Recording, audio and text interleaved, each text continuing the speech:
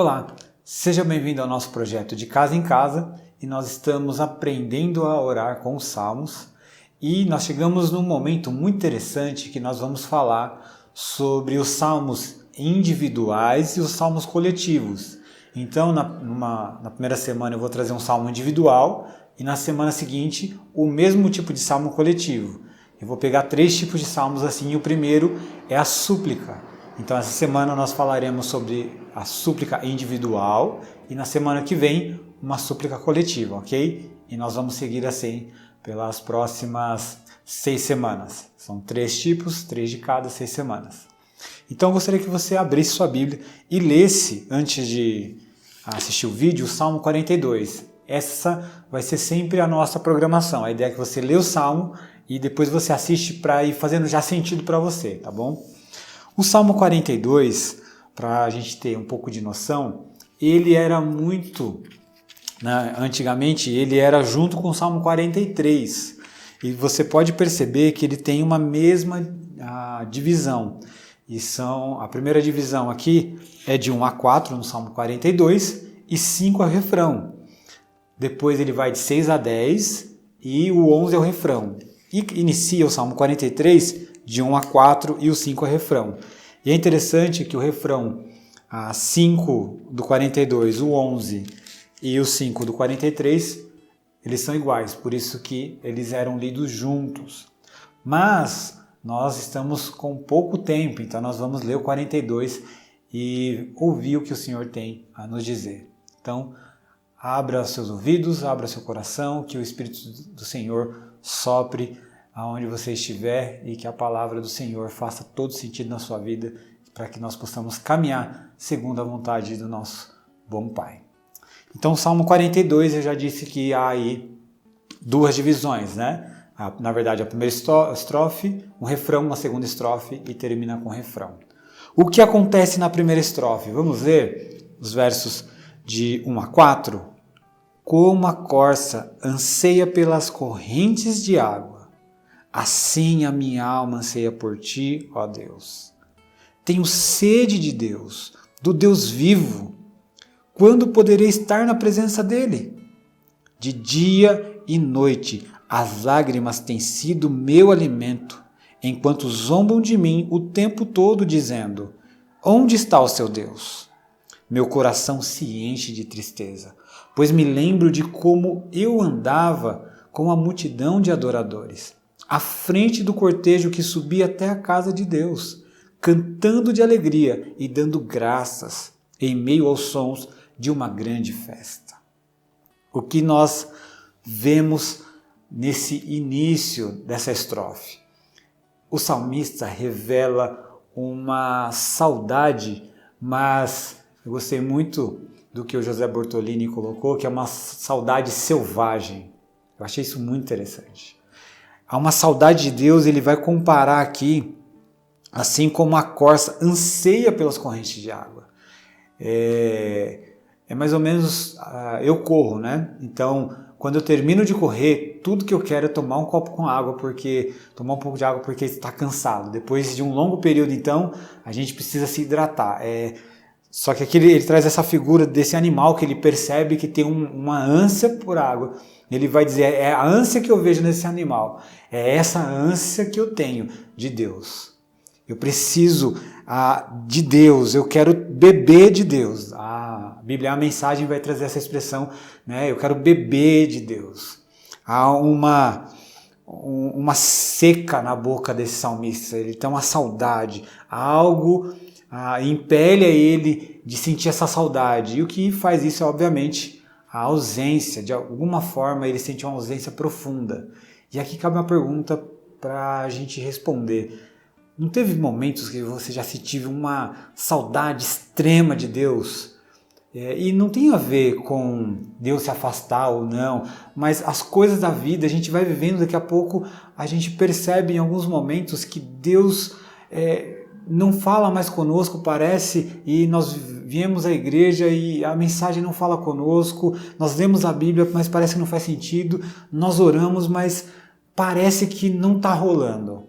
É esse tipo de salmo, é esse sentimento que o salmista está dizendo. E o pior, porque o verso 3, ele vai dizer que o alimento dele são as lágrimas.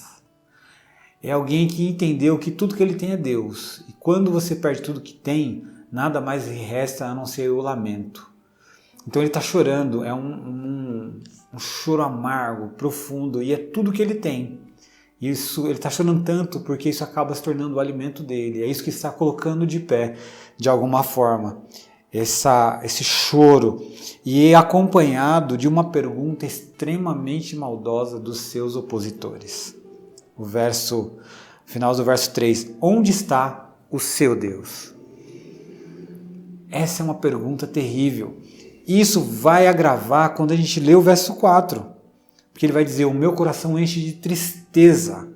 Por quê? Porque ele lembra que ele era um ministro do louvor. Ele era alguém que, em determinado momento, nessa peregrinação até a casa de Deus, ou nessa romaria, como nós já estudamos em outro salmo, essa ida até a casa de Deus, havia pessoas cantando, e às vezes tinha alguém que puxava e os outros respondiam. Então ele é alguém de linha de frente, ele é alguém que comandava o louvor, ele é alguém que estava envolvido, ele é alguém que estava cantando, que ele era alguém à frente. Então ele lembra de tudo isso, isso dói mais, porque é alguém que teve uma intimidade extremamente com Deus, era líder diante do povo e agora está numa angústia profunda.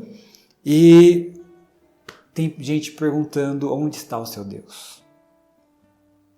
E o verso 5 é o refrão. O refrão responde essa pergunta, onde está o seu Deus? Não responde no sentido de Deus está aqui ou ali, mas olha como responde. Porque você está abatido, ó minha alma. Por que está tão triste? Espere em Deus, ainda voltarei a louvá-lo, meu Salvador e meu Deus. Pegou um pouquinho do verso 6 aí. Perceba que a resposta que ele dá, onde está o seu Deus, não é aos outros. Ele olha para dentro de si, ele conversa consigo. E isso é muito interessante, porque tem momentos que algo dentro de nós nos impulsiona a momentos terríveis, parece que Deus não está ativo na história, parece que Deus não age mais, parece que não é mais o meu Deus. Eu ouço Deus falar, eu ouço pessoas falando de Deus, mas eu não ouço mais Deus falando comigo. Eu vejo Deus sendo bom na vida dos outros, mas parece que Deus não é bom comigo. E essa angústia chega a tal ponto que ele percebe que a zombaria dos outros não é mais importante do que essa voz que está dentro dele. E aí ele olha para dentro de si e pergunta, por que está tão abatido a minha alma? Por que está tão triste? A resposta de onde está o seu Deus é uma resposta que ele dá para a alma. Espere em Deus.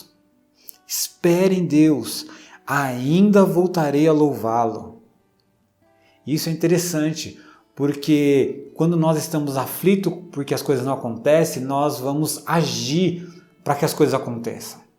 Se você é alguém que tem um transtorno de ansiedade, você fica em momentos bem complicados quando as coisas não dão certo ou não dão certo da forma que você imaginou e o que era para chegar hoje não veio e não tem perspectiva e você começa a ver por outros caminhos e o salmista fala com a sua alma, calma, espere em Deus. Esperar em Deus é não ouça o que os outros estão perguntando. Não ouça o que o mundo está dizendo. Espere em Deus. Esperar em Deus é acalmar o seu coração, acalmar a sua alma e ter a certeza, ter a fé que Deus vai responder. Num momento determinado, Deus vai agir, Deus vai intervir na história e vai te mostrar quem é o Deus. Então nós precisamos esperar em Deus. Mas não acaba aí. Nós temos a segunda estrofe, os versos de 6 a 10, que vai dizer o seguinte: agora estou profundamente abatido, mas lembro de ti, desde o distante do Hermon, onde nasce o Jordão, desde a terra do Monte Mizar, Ouço o tumulto do mar revolto, enquanto suas ondas e correntezas passam sobre mim. Durante o dia, porém, o Senhor me derrama seu amor, e à noite entoo cânticos e faço orações ao Deus que me dá vida. Uma pausa aqui. Vamos lá. Primeiro, o verso 6, ele está dizendo ainda que está profundamente abatido. Ele ainda está dizendo que, olha, mesmo eu tendo essa conversa, eu estou extremamente abatido. Há algo em mim que está dizendo não está certo. Está terrível. E aí ele vai dizer uma coisa maravilhosa. Mas me lembro de ti. E aqui é uma coisa muito interessante. Esse lembrar do Senhor, ele vai dizer desde o Monte Hermon, onde nasce o Jordão, desde a terra do Monte Mizar, ouço o tumulto. E aí ele vai seguir para outras coisas, mas aqui tem uma coisa muito interessante. O Monte Hermon, à noite, ele chega a congelar. Durante o dia, quando o sol vai surgindo, esse sol vai derretendo essa geleira, então aí dá origem ao Rio Jordão. Só que esse processo também vai fazer com que a água comece a ferver, então vai subir uma neblina, e essa neblina ela vai permeando, vai fazendo um caminho, e esse caminho que ela vai fazendo vai trazendo vida. E é essa visão que ele está dizendo no verso 8. Durante o dia, porém, o Senhor me derrama o seu amor, que significa, assim como a geleira, ela é desfeita pelo sol.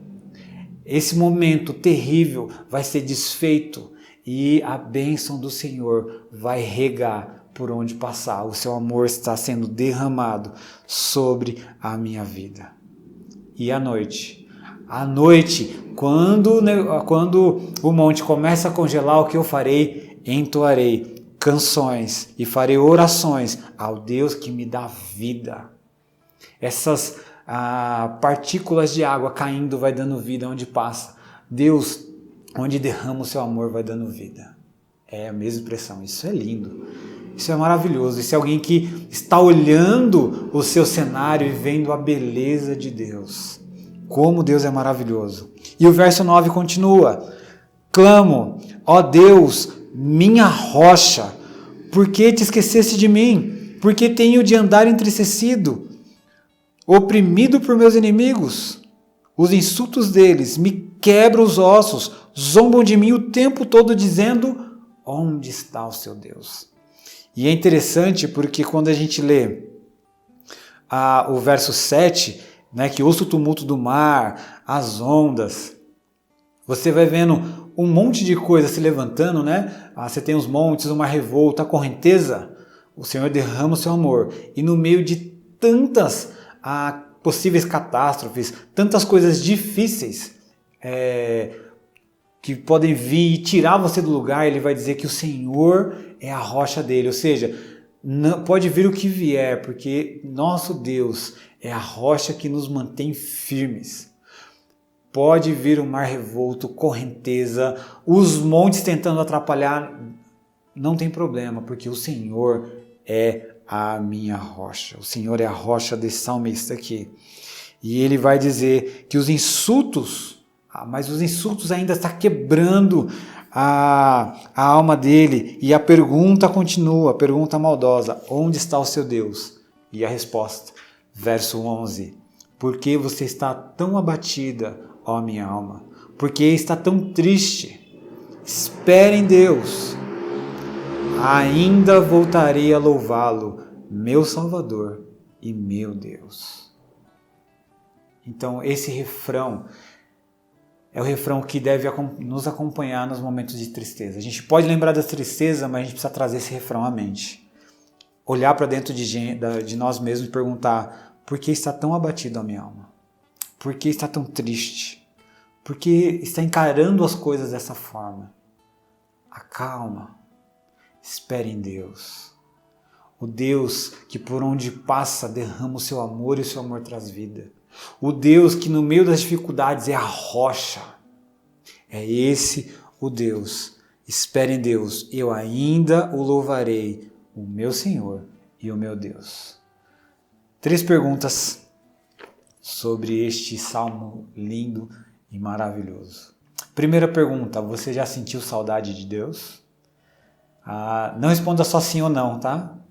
Se você já sentiu, conte como foi essa experiência, ou se você está sentindo também agora, conte no grupo. É um bom ambiente para a gente conversar sobre isso, para a gente poder orar uns pelos outros. Pergunta número 2, você já conversou com a sua alma? Tem gente que não consegue ficar sozinho, não consegue ficar longe de alguns aparelhos eletrônicos porque não consegue conversar consigo mesmo. Se esse for o teu caso, pare um pouco, converse com tua alma, vê o que está acontecendo. E número 3, o que significa esperar em Deus? Essa é a mais fácil, eu já respondi aí, né?